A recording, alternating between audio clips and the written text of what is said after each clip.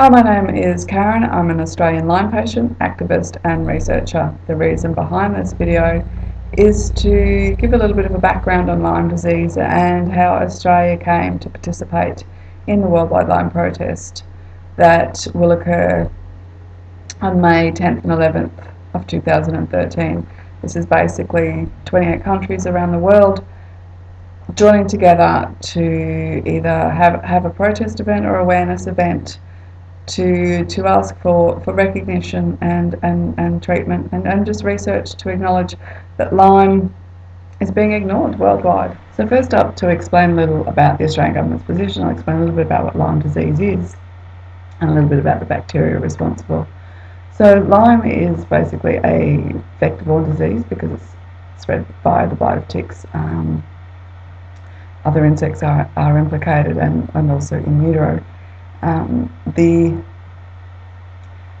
Looking at the initial infection, it's a multisystemic inflammatory disorder, and it's immune modulated, basically. And what that means is, immune modulated means is that you can actually get this infection, and you can get sick at the bite or the initial infection, or you can because they don't stay in the bloodstream very long, and this is the problem with testing. It's a bacteria that can actually spiral its way into your organs, tissues and muscle, and even the brain. So therefore testing for it is very hard. They're very adept at hiding out. So the bacteria responsible for this is what we need to understand when looking at the government's position. So it's a Borrelia bacteria, which sometimes is why Lyme disease is called borreliosis. And there's over a dozen species worldwide that are actually able to cause or that underlie Lyme disease. Unfortunately for us in Australia, the government doesn't acknowledge the fact that there is numerous species, and in 1994 they basically ceased research, and this was due to Westmead Hospital Department of Medical Entomology saying they'd done all-encompassing clinical, serological, reservoir host and tick vector studies. So, and because their results all basically show that negative as to what they perceived as negative, they chose to ignore the 6 or 7 other studies in Australia that showed that the high possibility was that this was here.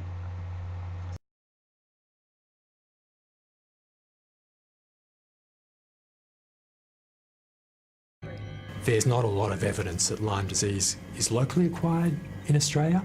We certainly do get cases of Lyme disease, but they all seem to have been acquired in countries where Lyme disease is common. For me, most people wouldn't know to look at me that I'm sick because they don't see, they don't see my brain scans, they don't see that my brain's inflamed. Karen Smith has never left Australia. She was bitten here. I would get burning throughout my arms and on my face, bone pain, mainly in my left leg.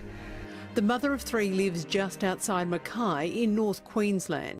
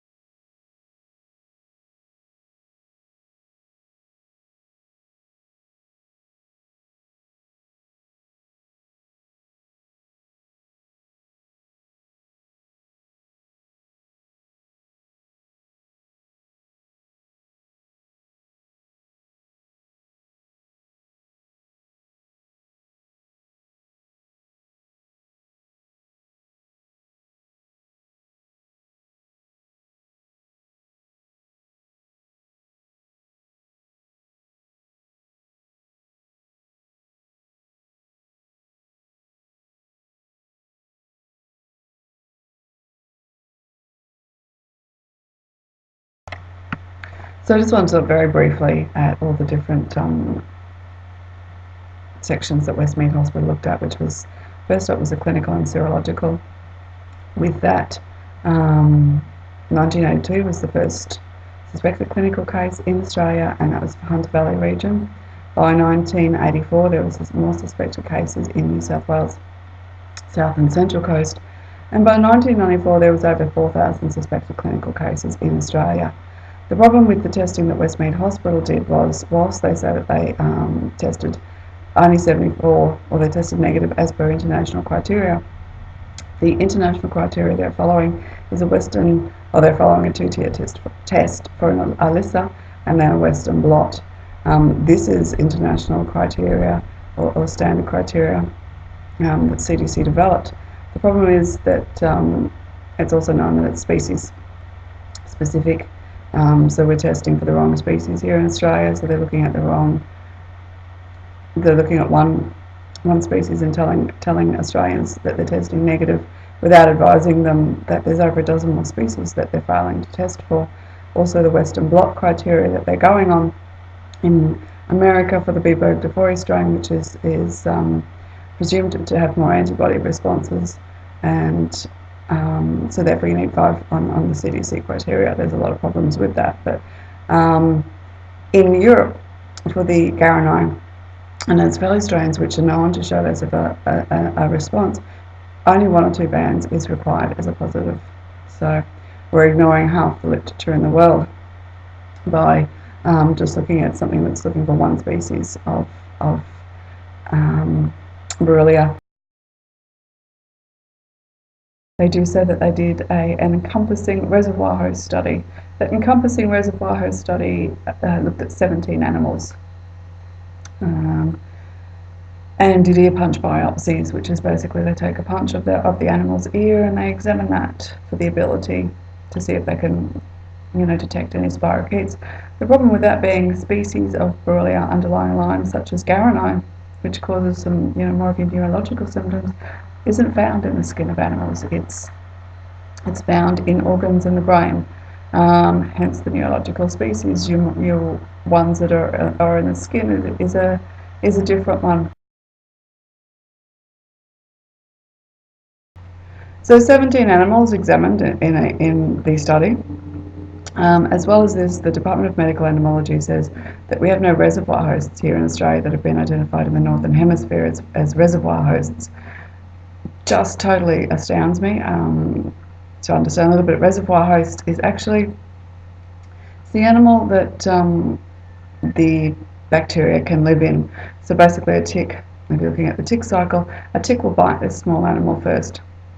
And then in its second cycle, it drops off, and its second cycle, if it inadvertently attached to a human from this small animal, if it's the first blood meal that it's had, it will pass the infection onto the human. So reservoir hosts are animals such as mouse. The white-footed mouse in America is the primary reservoir host for Borrelia. So the mouse, there's the black rat, the brown rat, the European hare. These have all been shown to be reservoir hosts in the Northern Hemisphere for Borrelia. So it's just astounding to me that the Department of Medical Entomology says we don't have any here in Australia.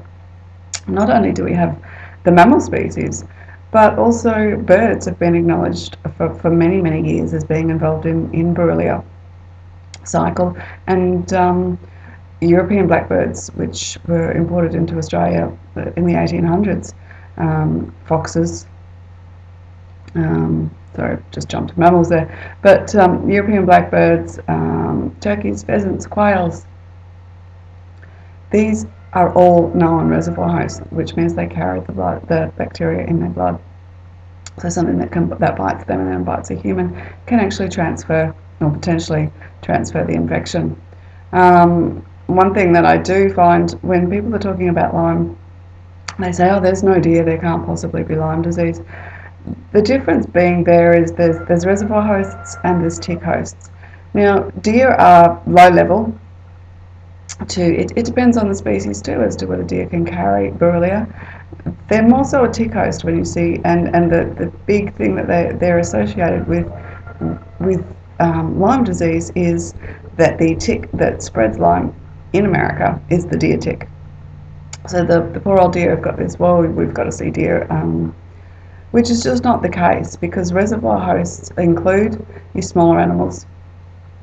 They also include your dogs, your cats, your foxes, sheep, cattle, horses. These can all carry Borrelia.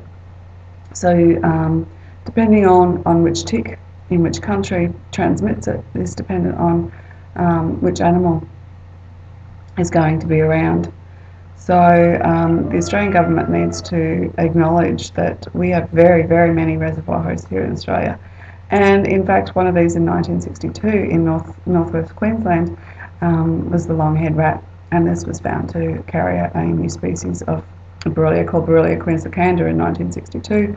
Also in 1959, the CSIRO did studies and they showed that there was Borrelia in the blood of our bandicoots, kangaroos and cattle. So we need to find which vector, which tick is transmitting this, not just say, well, we've looked at a couple of species of ticks and we can't find it, so it's not here. Of these 12,000 ticks, 6,000 ticks were actually larvae. No other study in the world that I'm aware of actually uses larvae to ascertain infection rates. So we rule out 6,000 ticks straight away. And while we may consider that a large number, those 6,000 ticks were also collected from a coastal area of New South Wales. So when you look at overseas research, they note that ticks collected from a coastal area, well, doesn't matter, from different ecological niches, so from coastal as opposed to a pasture, as opposed to a forest, the infection rate can actually vary from 0 to 90%.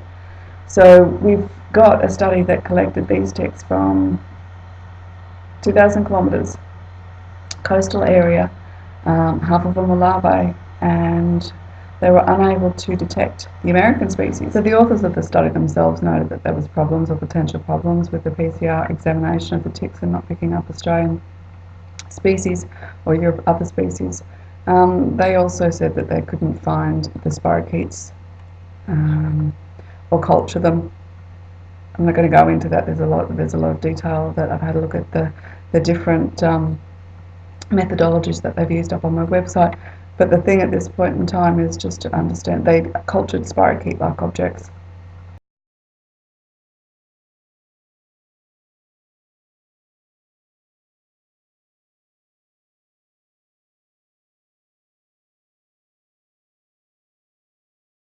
So I hope from the video you've got a little bit of an idea of the situation in Australia, or the lack of research, and why we're asking for more research.